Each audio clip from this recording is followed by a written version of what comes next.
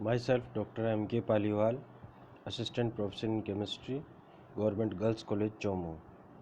बच्चों, मैंने आपको जैसे पिछले क्लास में बताया था कि एमएससी फाइनल का जो स्पेक्ट्रोस्कोपी का पेपर है उसमें अल्ट्रावायलेट विजिबल स्पेक्ट्रोस्कोपी हम पढ़ रहे हैं, और आज हम उसके आगे का पार्ट पढ़ेंगे जो सेकंड लास्ट पार्ट है।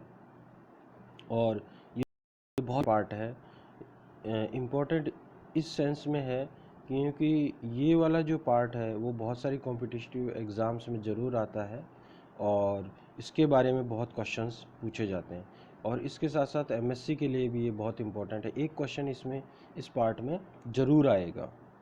तो ये है, हम जो आज पढ़ेंगे वह है वुडवर्ड एंड फीजर रूल्स हैं।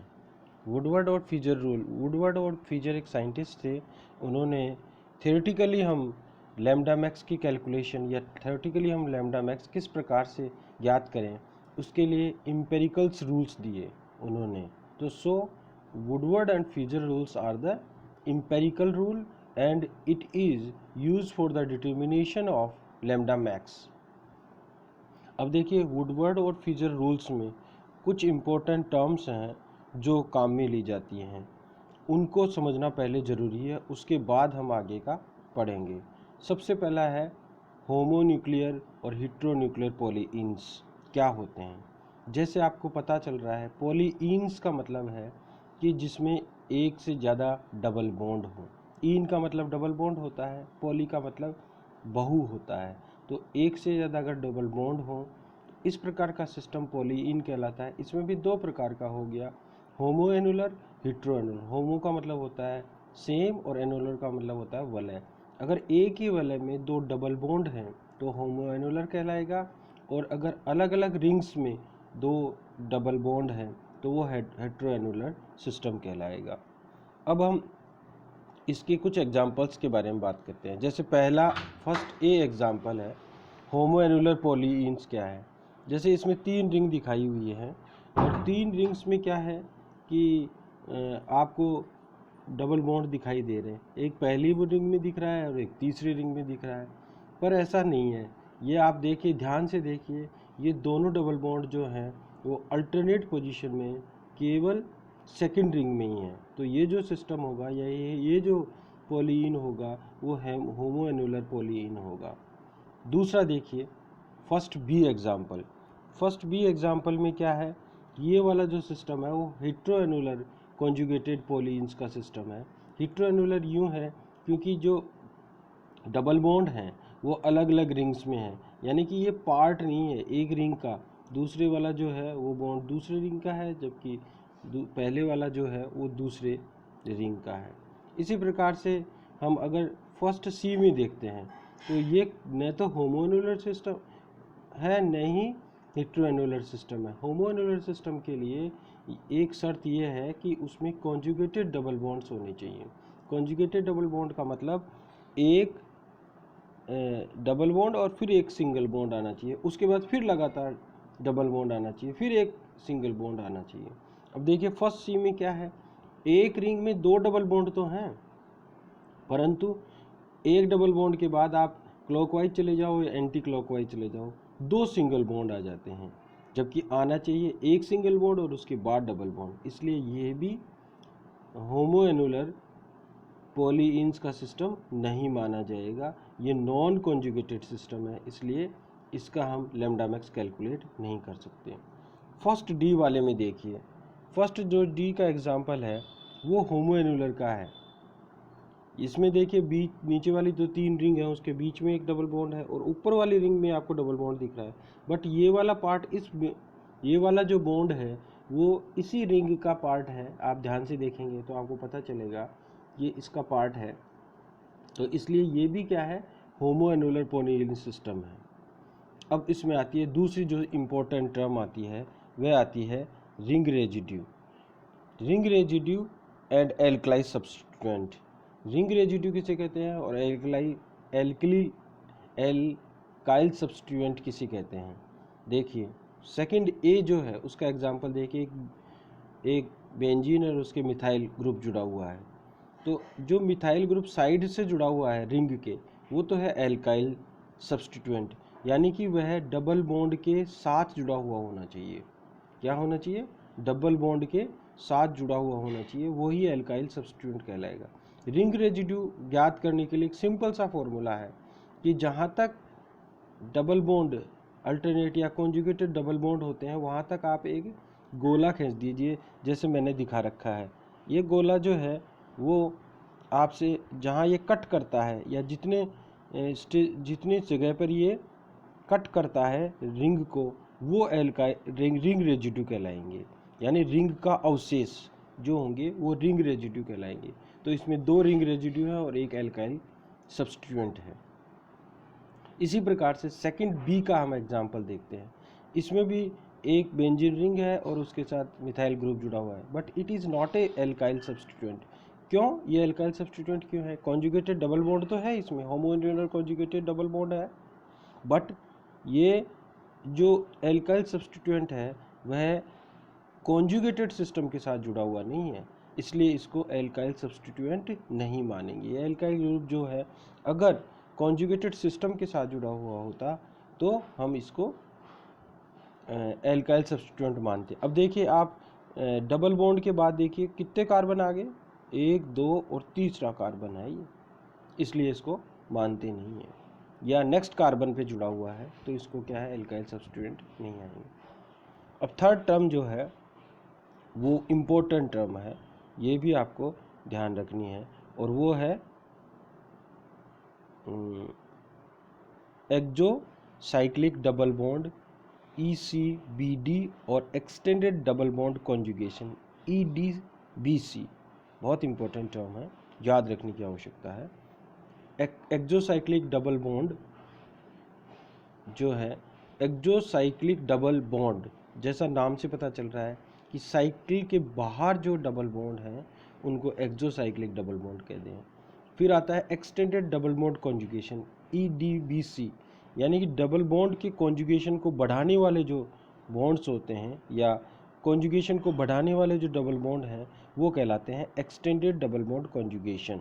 तो हम 3 एग्जाम्पल लेते हैं, थर्ड A, थर्ड B और थर्ड C। इन तीनों में अलग अलग कंडीशंस हैं। तो देखिए पहला एग्जाम्पल थर्ड ए में क्या है, 2 रिंग हैं और यहाँ पर कॉन्जुगेशन भी है, डबल बॉन्ड है, उसके बाद सिंगल बॉन्ड है और उसके बाद डबल बॉन्ड है, और ये दोनों जो है वो हिट्रोएनुलर है। हिट्रोएनुलर इसलिए है कि ये एक रिंग के पार्ट नहीं है दोनों डबल बॉन्ड, तो हिट्रोएनुलर है। और देखिए पहली रिंग को आप अंगूठे से दबा के देख लीजिए, पहली रिंग को अंगूठे से दबाएंगे पूरी की पूरी रिंग दब जानी चाहिए, तो आपको इससे जुड़ा हुआ एक डबल बॉन्ड दिखाई देगा। अब दूसरी रिंग को आप अंगूठे से दबा लीजिए, आपको दूसरी रिंग में भी इससे जुड़ा हुआ एक डबल बॉन्ड, इससे एकदम जुड़ा हुआ डबल बॉन्ड दिखेगा, इसलिए ये दोनों के दोनों जो हैं वो एक्सोसाइक्लिक डबल बॉन्ड हैं। थर्ड बी एग्जाम्पल में देखिए एक्सोसाइक्लिक डबल बॉन्ड, इसमें पहली जो रिंग है उसमें अल्टरनेट डबल बॉन्ड है तो होमोएनुलर सिस्टम हो गया, और ये हिट्रोएनुलर सिस्टम भी हो गया। तो अगर होमोएनुलर और हिट्रोएनुलर सिस्टम होता है तो हम प्रेफरेंस देते हैं होमोएनुलर सिस्टम को। होमोएनुलर सिस्टम की जो लैम्डा मैक्स है उसकी वैल्यू का मान जो होता है, मैं आगे आपको बताऊंगा, उसकी वैल्यू का मान ज़्यादा होता है, इसलिए जो लैम्डा मैक्स कैलकुलेशन में हम उसी को लेते हैं जिसकी वैल्यू ज़्यादा होती है। तो ये होमोएनुलर सिस्टम इसमें कैलकुलेट करेंगे। उसके बाद हम देखते हैं कि इसमें एक्सोसाइक्लिक डबल बॉन्ड है या नहीं है, एक्सोसाइक्लिक डबल बॉन्ड कॉन्जुगेशन है या नहीं। पहली रिंग को आप दबाएंगे अंगूठे से तो आपको एक्सोसाइक्लिक डबल बॉन्ड मिल जाएगा, बट दूसरी रिंग को भी आप दबाएंगे तो आपको वैसे ही मिलेगा जैसे पहले मिल रहा था, पर ये जो डबल बॉन्ड है वह किस में काउंट हो गया, पहले ही काउंट हो गया होमोएनुलर सिस्टम में, इसलिए अब इसको एक्सोसाइक्लिक डबल बॉन्ड हम मानेंगे नहीं। क्यों नहीं मानेंगे? क्योंकि ये पहले से ही शामिल हो चुका है। इस प्रकार से हमारे पास ये जो है वो क्या है, एक्सटेंडेड डबल बॉन्ड कॉन्जुगेशन इसमें जो है वह दोनों में शामिल होगा, ये एक्सोसाइक्लिक डबल बॉन्ड भी होगा और एक्सटेंडेड डबल बॉन्ड कॉन्जुगेशन में भी शामिल होगा। सेकंड बी में जो है एग्जाम्पल हुआ। अब